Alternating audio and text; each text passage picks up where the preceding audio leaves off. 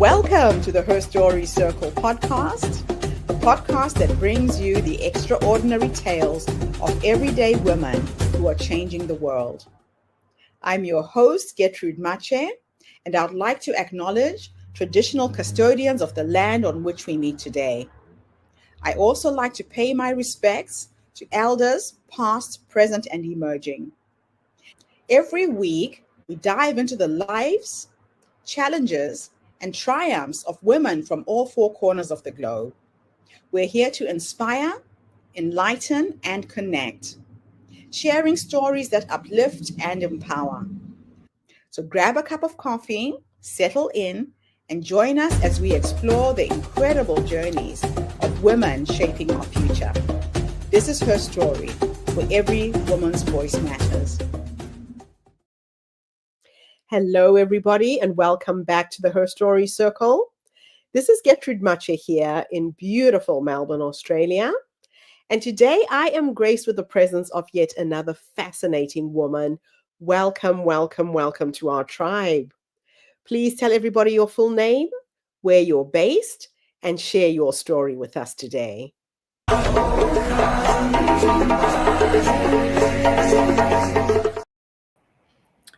Hi, thanks so much for having me. So my name is Keesha Scott. I am based in South Florida.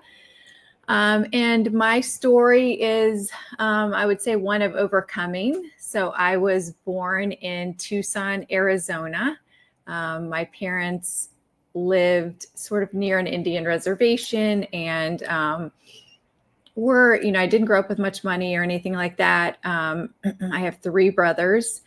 And I had, I would say, a very loving childhood, but definitely not one with many resources. We moved around quite a bit as my dad went through school. We ended up going from Arizona to New Mexico, where we actually did live on an Indian reservation, and then to Georgia, then to North Carolina, and eventually landed in Florida, where my dad worked at Florida Atlantic University. So a lot of my story is really one that's pretty wonderful. Like, I have a great family. My parents have been together since they were, I think, 16. I have very good relationships with my brothers. I did start to struggle probably in middle school, I think, just with feelings of inadequacy and I think some separation stuff. In the earlier years, we were always together, my brothers and I. And when I got to middle school, one brother went to high school, two went to elementary school. So I think it was probably the first time I was on my own. And my dad, who did not come from a very good family, really raised us to feel like family is everything. So I think for a little bit, I was kind of on my own.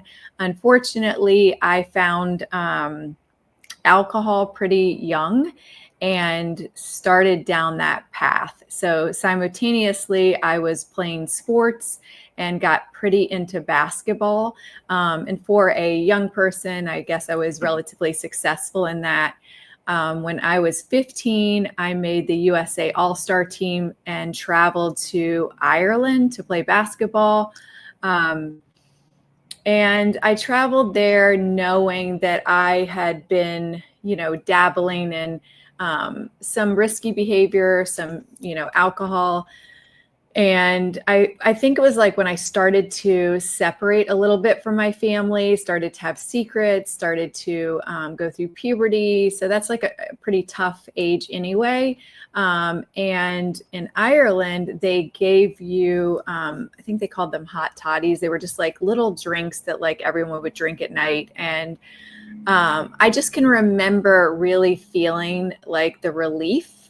And I think although I wasn't mature enough to really associate that with alcohol, I think subconsciously I sort of started to understand that when you feel angst or you feel pressure, that this alcohol thing works. And so that was my first real experience with that. On through the years, I continued on with drinking and some negative behavior. And really my high school years, and I ended up going to college, but junior college at Santa Fe, which is the junior college for the University of Florida. I started to really notice that my drinking was different than other people's. My drinking was followed typically by a lot of anxiety and regret and remorse. And I ended up having a fatal car accident in Gainesville, where the person that I hit passed away. And I just started to suffer bigger consequences. And by 27, my life was pretty unmanageable internally, although externally you might think it wasn't. I was a pharmaceutical rep. I was making good money. I think I kept it together a little bit on the outside, but internally I was completely falling apart. I sought Alcoholics Anonymous at 27 and got sober. I am 51 today, and I've been sober ever since. So I think that's probably my first story of triumph and overcoming. Fortunately or unfortunately, although sobriety has brought wonderful things to my life and certainly removed a lot of stress, just based on the age that I got sober, I think I had to experience a lot of life still. And my next real period of overcoming was I ended up getting married, I think at 32. I got married to someone I met in sobriety, and we had trouble with infertility. So we went through a whole journey with that. We ended up getting married and having twins. And then this is her story, so I don't want to tell his story, but basically he had a lot of unresolved trauma and he ended up leaving. So I spent my pregnancy alone, which has to date been the most difficult thing of my life. I think pregnancy is special and sacred and emotional, and just doing it alone, especially pregnant with twins, was just really overwhelming, to say the least. And I was also working. So I was facing a life of, raising two children on my own. The long story very short is we ended up reconciling, only for him to leave again. And at that point, I think I knew that I was going to be on my own. So I look back on that time now, and it has shaped me tremendously. I have spent over 2 decades helping women get sober. And sometimes our hardship really does shape our personality. And I think I'm much more compassionate as a result. Also, my husband and I have co-founded Guardian Recovery, which is a national behavioral health company. We deal with substance use and mental health.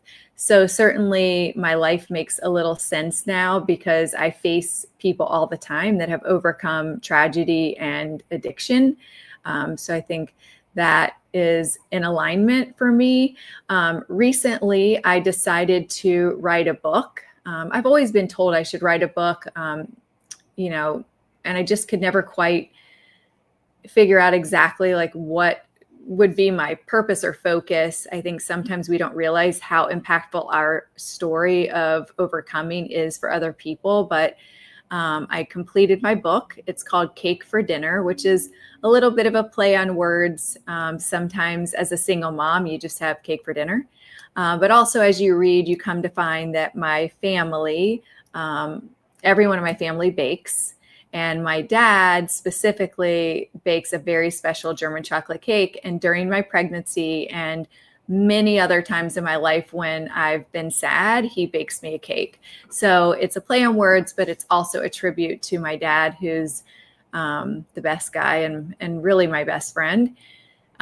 So Cake for Dinner is currently, it's finished, and now I just have to try and sell it to a publishing company. So in the meantime, I've launched my podcast, also titled Cake for Dinner, where I've had a fabulous time interviewing women that have overcome stuff or have built a business while raising kids. It really just honors women and all the things that we go through, all the hats that we wear, and all of just the striving and the different periods of our life. So that's kind of where I am now. Wow. What an incredible journey you've been on with so many ups and downs. It's incredible what you've had to endure to come out on the other side and be able to share this with other women. So, how did you go from addiction to co-founding a national healthcare platform? Where was the major turning point there? So my husband, my current husband, obviously, well, my first husband actually ended up dying of a drug overdose after he left. So I had a real interest in sort of exploring that field. Although I was sober, I didn't know a ton about the field. I wanted my kids to grow up and be able to give back in a way that would be meaningful. My current husband and I are both sober. He was an interventionist, and he would put people in treatment, and then inevitably the family would call and say, what do we do now? You know, there weren't a lot of aftercare programs. We founded it in 2008. So that's kind of how it started. And then it's just grown since. Wow, that's just incredible. You have had multiple traumas in your life. Mm-hmm. It just hasn't been one thing. Mm-hmm. So, how does recovery mean to you beyond sobriety? Well, it's just I think it's a personal thing. I mean, for me, it's a way of life, you know, and it's about being honest, most importantly with yourself. And for me, it's also about growth. You know, just being abstinent from drugs and alcohol is only the beginning. You know, my goal is to carry that message for the rest of my life and try and help other women get sober. And how do you balance motherhood with entrepreneurship and healing? You know, that's a good question. I think part of motherhood is knowing when it's your turn. And there were many years when it was not my turn. You know, their dad died when they were 3 years old. So I had two babies and I needed to pay the bills. So it wasn't my turn. And whether people think it's healthy or not, I had to stuff some of that for a long time and just, you know, do what needed to be done. And, you know, as they've grown older, I've found space to heal. And then interestingly enough, it all kinds of aligns. My healing has aligned with this book and my podcast and helping other people, right? I mean, you can only ultimately give what you have.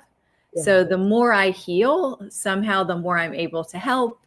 And the more things like this come in front of me. So it all seems aligned. Wow. So, what challenges have you faced being a woman in behavioral health leadership? You know, I think there's different areas of challenge. There's stigma around addiction in general. So raising kids and being a woman in recovery carries its own challenges. So fitting in the space of parenthood and that sort of thing, Yes. you have to have real confidence to just lead with, I know who I am and this is what I need to do. As I've gotten older, I've come to realize it's so silly to think that I would be doing something odd by abstaining from something that's unhealthy. But because we live in a society that's very alcohol focused, Yes. it can be difficult. As far as the industry itself, I don't know. I've worn many hats before this, and I was in sales and pharmaceuticals. I haven't found a ton of challenge with this. I think because it's really heart focused for me, and it's probably the lane I should be in. I love that. It's almost as if it found you. Mm-hmm. It's just been a part of your journey and you embraced it, you were open to it, and now you're empowering so many other women who find themselves in similar situations. Mm-hmm. Well, on your entrepreneurial journey, what's been the most surprising lesson that you have learned so far? I don't know that it's surprising, but I think that people, when you're trying to build something, people can get really focused on the striving and on the end result. I think it's surprising for some people that if you just stay focused on what your motive is and on what your calling is, the bigger stuff falls into place. It really does. But you have to be able to be centered in that process and sort of walk through that journey. And how do you achieve that centering? Because that's a big one. Yeah, I think that's part of the healing. And honestly, like part of being sober is, every morning I get up and I read something spiritual and I stay, try to stay super connected. So I will go back. I think one surprising piece is that my master's in psychology helped me less than my personal experience in helping others. So I think it's great to be credentialed and educated, but I do think this is a particular field where personal experience helps a tremendous amount. Yeah. Now, how does humor play a role in how you connect with others? Well, interesting. At Guardian, I oversee the adolescent program. So humor is a big piece. You have to be able to laugh at yourself because they're going to laugh at you. And I use humor always inside and outside of work. So humor is kind of my thing. I don't know. I feel like I relate to others by lightening the situation and being happy. And humor for me is a big part of that. I love it. Now, what advice would you give to someone who's in the middle of their own comeback? You just have to stay the course. The only way through is through, right? So I've had some dark, some pretty dark times. One thing I always try to do is stay focused on being grateful for where I am and what I have rather than staying focused on what I don't have. My dad always told us, never define yourself by what you don't have. So that's certainly helped me. Your father sounds like a very wise man. He is. He's really imparted quite a few lessons to you throughout your life. Mm-hmm. So how does Guardian Recovery differ from the other treatment platforms that are out there? I would say one of the most notable things is that it's owner operated. We founded it in 2008. I'm in the office right now. My husband is meeting with a client. We have always maintained that we want to own a place that we would send our relatives to. We opened the adolescent center based on that. Would we send our kids there? So I think that probably a lot of companies start that way. And I'm proud to say that we have maintained that throughout and still to today. So I think that's a huge thing. That's absolutely beautiful. Now, why is lived experience essential in behavioral health science spaces? Well, I think especially for the adolescents that I treat, they do like to feel that you understand them because in general, teens can often feel misunderstood. And so I think the more that you can, and obviously there's a place for,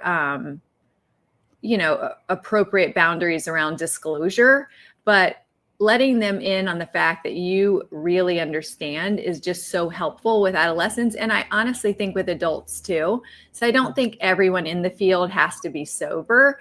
But outside of sobriety, there are many things that people could have overcome, and you can always relate that experience. So true. Now, as you share your story, what do you hope people will feel, believe, or do after they hear you speak? My real true goal is that I hope women can, a few things, start to be open and honest and authentic about what the journey is like, because in this age of social media where everybody's perfect and things look easy, I think it makes people feel worse about themselves. So I think the more women who are open to being authentic and talking about the real stuff, it's not all easy. It really isn't. And that offers people an opportunity to see authenticity, but also see people overcome stuff. When we keep everything secret and we lead with perfection, it's not helpful and it's not community based. So I would like people to know that I have struggled, and I've struggled hard, and I've had dark, dark days, but I've overcome by being a part of my community, by staying sober. And, I probably have tapped into some innate grit that I was blessed with, and perhaps everybody doesn't have that. But I just think it's super important that we lead with authenticity. Yeah. Now, how are you using social media to connect with a wider audience right now? Well, before my book, I wasn't using social media at all. I mean, I don't know, maybe I had 200 followers and I would post once every 4 months at Thanksgiving. So I am just 2 months in. So it is a real journey for me.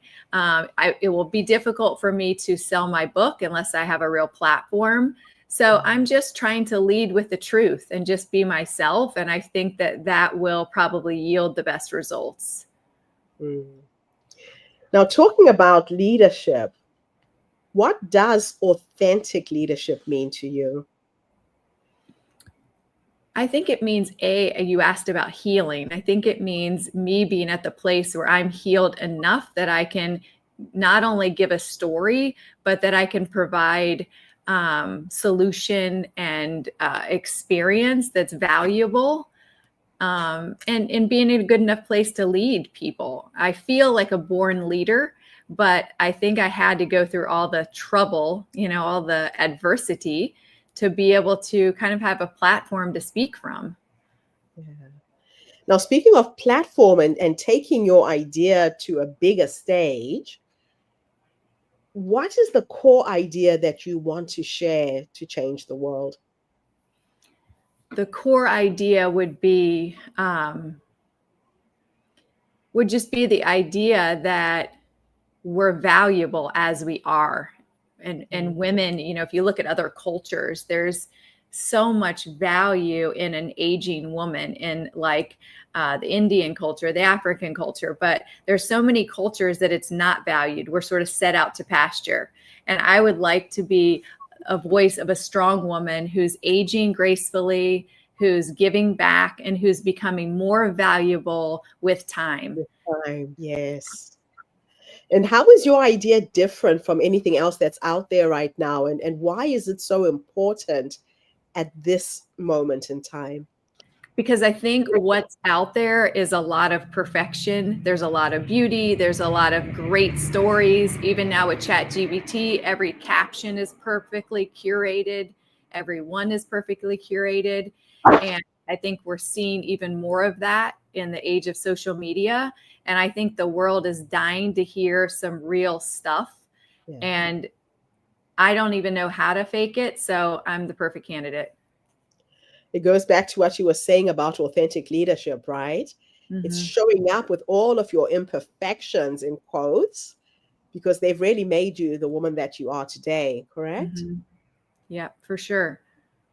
So what is the positive impact that you want to have on society or a specific community with your work, and especially around your book? Let's go and talk about your book in detail now. So my book starts with me being a single mom and, how I had to overcome a lot of things and being abandoned and that sort of thing. And then how those experiences have impacted my parenting, because the reality is all of our experiences impact how we live our life. So I've just picked one area, parenting, but my kids' story has now become their adult lives, So I think it's really important because there's so much value in understanding how your childhood, how your story impacts your parenting, good or bad. It just does. And we live in an era now of perfect parenting and perfect motherhood. And I would like to disrupt that. I don't think it's helpful. I actually think it's harmful. And women are so amazing. I think we should be allowed the opportunity to have flaws and just be real and be funny and talk a little more authentically. It goes back to those imperfections we were talking about earlier, right? Mm-hmm. So what are the values that drive your message? I think really it's just rooted in honesty. I grew up in a very honest family. I was always a little bit funny and a little bit, I think, lazy. So I wasn't going to like do well in school and that sort of thing. And I saw humor as an outlet for me. Like I could get attention or turn someone from unhappy to happy with my humor. And it was easy for me. So, I think I would really just like to be able to use that positively. Oh, I love it. My last two questions are a bit of a thought experiment. Mm-hmm. In the first one, I'm going to teleport you back. Mm-hmm. And we are going to go and have a conversation with a younger you. This young woman who was going through so much, finding out she's single parenting, husband dying early. If you were to go back and give her 3 nuggets of wisdom, just in case there's a young woman who is in the middle of her storm right now, who's listening to this podcast, based on what life has taught you up until this point, what 3 nuggets of wisdom can you give her? What would you have wanted somebody to have said to you at that time? It's interesting because even if they say it, you kind of have to feel it, I think first the sun is going to rise, because you can really get caught in the trap of thinking that your life is over. The second would be you're already safe at home in bed, because I believe that, things are already laid out for us and there's no real need for you to stay in that place of being panicked and anxious. And 3, just that you're totally worthy of an amazing life, because I think when things start going poorly, you can start to buy into this idea that maybe you don't deserve things or you're destined for difficulty. And that's a trap. And that mindset just doesn't go anywhere positive. I absolutely love it. Now, when people read your book, what are the 3 takeaways? What are the 3 main things that they will get out of this book? One, I think it will just be fun. I think everybody loves a comeback story. So, in the first chapter, my husband leaves and he dies. And I think you read it and you can really feel the devastation. But I come back from that. I fall in love. I have children. So one, I think the comeback is always enjoyable. 2, I hope to normalize with a little bit of humor the story of the single mom. There's just so many, I could tell you a gazillion stories of how out of place I felt in so many scenarios. And we should be celebrating single women raising kids, not letting them feel out of place. And then I think the third is that parenting is a lifelong journey, and waiting for it to get to the place where you can put your feet up, or the myth of the 18-year mark meaning anything. I'm 51 and I cried to my dad last week. So parenting is a lifelong journey that's meant to be enjoyed and appreciated, so I think that's an important one. I love it. I'm going to end the interview with a futuristic question this time. Like I said, This is a thought experiment. And I'm going to teleport you to go and sit with a 90-year-old you. By now, she's sitting in her rocking chair, surrounded by her children, her grandchildren, her great-grandchildren, whoever is with you at the end.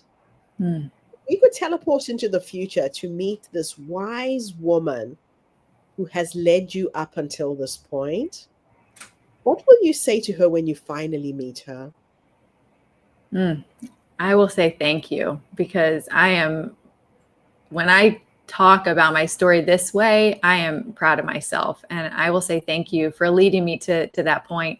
And I will also say have some ice cream, because we spend too much time worrying about dumb stuff that doesn't matter. And I will just be so grateful to get through to that point in my life, and to have lived through the things I've lived through and experienced all the love and just wisdom that comes with aging. Absolutely beautiful. I do love the one where you said we focus on just dumb stuff, right? They say that stress is created when we focus on things in the future that may or may not happen. Mm-hmm. Depression comes when we focus on things in the past that we can't go back and change. Mm-hmm. So a lot of times we don't live in the moment and just be grateful for what we do have. Mm-hmm. I think you've touched on that very, very strongly in this interview, and it's a beautiful reminder. Thank you for your work, Keesha. You're helping so many women find themselves, reinvent themselves, and find a way to move forward. I think that's where we get really stuck. Mm-hmm. This book sounds incredible. Good luck with your launch and getting a publisher and getting it out there and creating a community that can be supported. The reason why I asked the last question is a lot of women don't realize that their wise woman is already in them. She's already here. She is that quiet voice that whispers and tells you to go left, go right, say yes, say no. But as women, we second guess ourselves. Mm-hmm.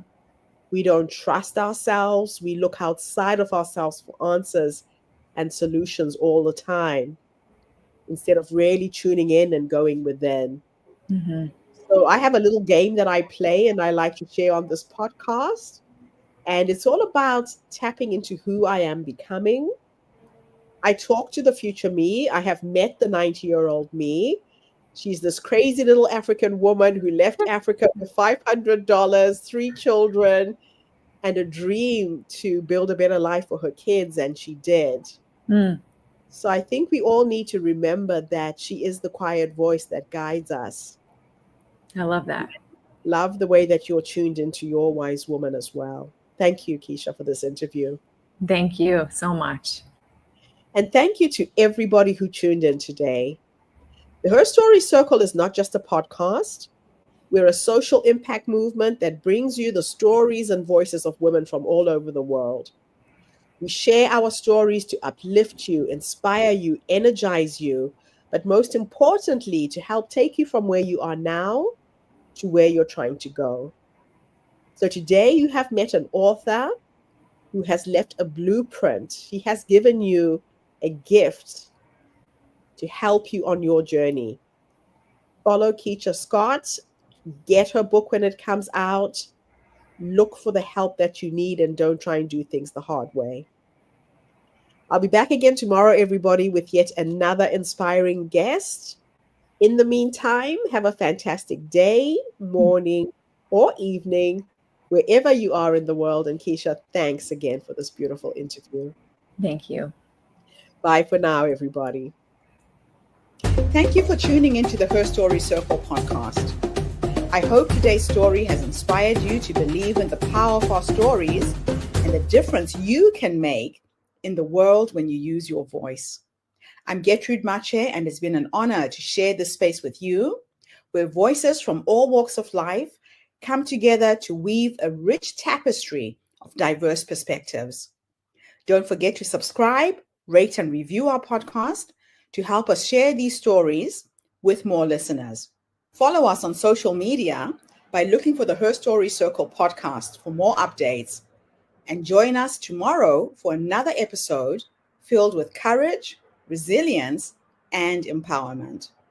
Remember, your story matters, and together we're building a stronger, more inclusive world. Until next time, keep making her story.